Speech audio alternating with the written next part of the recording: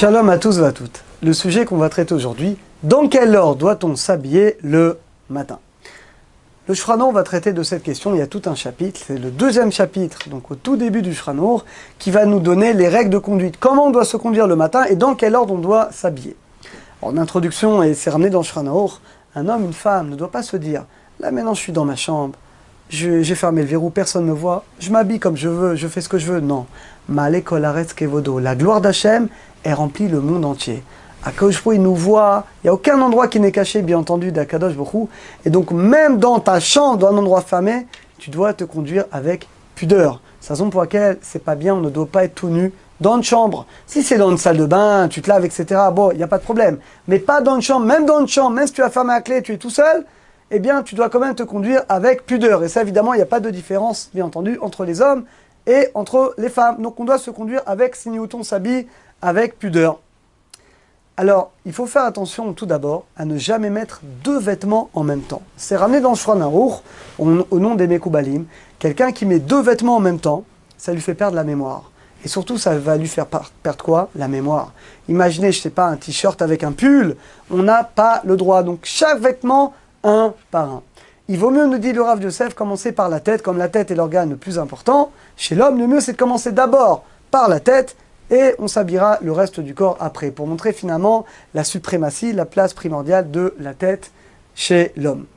Donc de même qu'on ne doit pas mettre deux vêtements en même temps, on évitera d'enlever deux vêtements en même temps. Alors là pour les hommes c'est très fréquent, vous enlevez votre manteau et votre veste. Ça arrive souvent. C'est pas bien. Alors c'est moins grave, c'est une discussion, est-ce que c'est interdit ou pas, mais il vaut mieux l'éviter parce que là également on a des décisionnaires qui nous disent que ça fait oublier la Torah. Donc on ne doit jamais mettre de vêtements et on s'efforcera également de ne pas enlever de vêtements.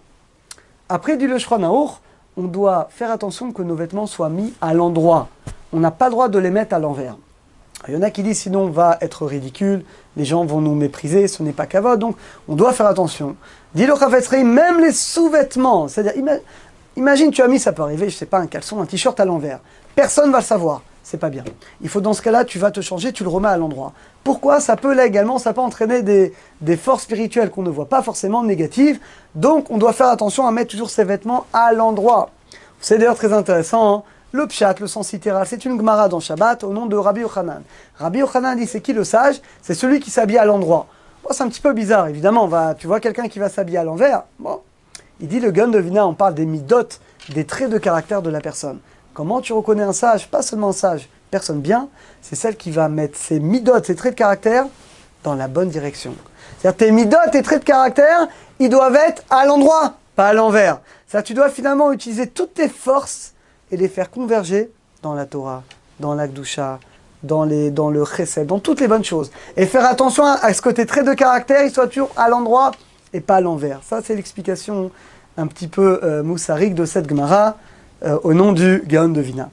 Troisième chose dont j'aimerais vous parler, les chaussures. C'est une halakha également codifiée dans le Shulchan Arour. Fais pas toujours attention. On doit impérativement mettre en premier la chaussure droite avant la chaussure gauche.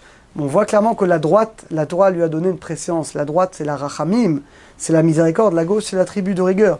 Donc toujours, d'abord la chaussure droite, après la chaussure gauche. Quand on enlève, bien entendu, c'est le contraire.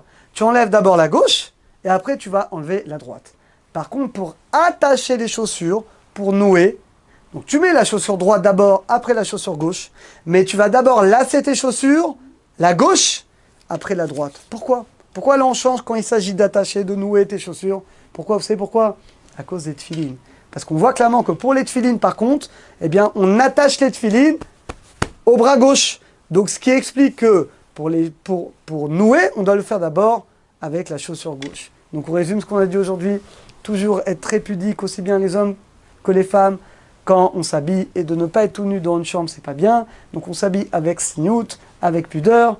On a dit qu'on ne met pas deux vêtements d'un coup. On essaie de s'efforcer de ne pas enlever également deux vêtements d'un coup, de mettre toujours les vêtements à l'envers, même les sous-vêtements qui soient, de les mettre toujours, à l'endroit, je voulais voir si vous suivez, à l'endroit, de jamais mettre des vêtements, même pas des sous-vêtements à l'envers. On a dit le Gaon de Vilna que même nos midot, nos traits de caractère doivent être toujours bien entendu à l'endroit, converger dans le bon sens. Et on a dit que pour les chaussures, très simple, toujours d'abord la chaussure droite, après la chaussure gauche. Par contre, quand tu vas les attacher, tu vas les nouer, d'abord tu attaches la gauche, et après tu attaches la droite. Et si vous me dites, ah, j'ai pas de... Les femmes notamment, je sais pas, mettre des bottes, il n'y a pas de lacets, on n'attache pas, et bien dans ce cas-là, on met la droite en premier, et après la gauche. Bezat Hashem, qu'Hashem nous aide à bien faire cette mitzvah, et à toujours s'habiller dans la Kedusha. À très bientôt à tous.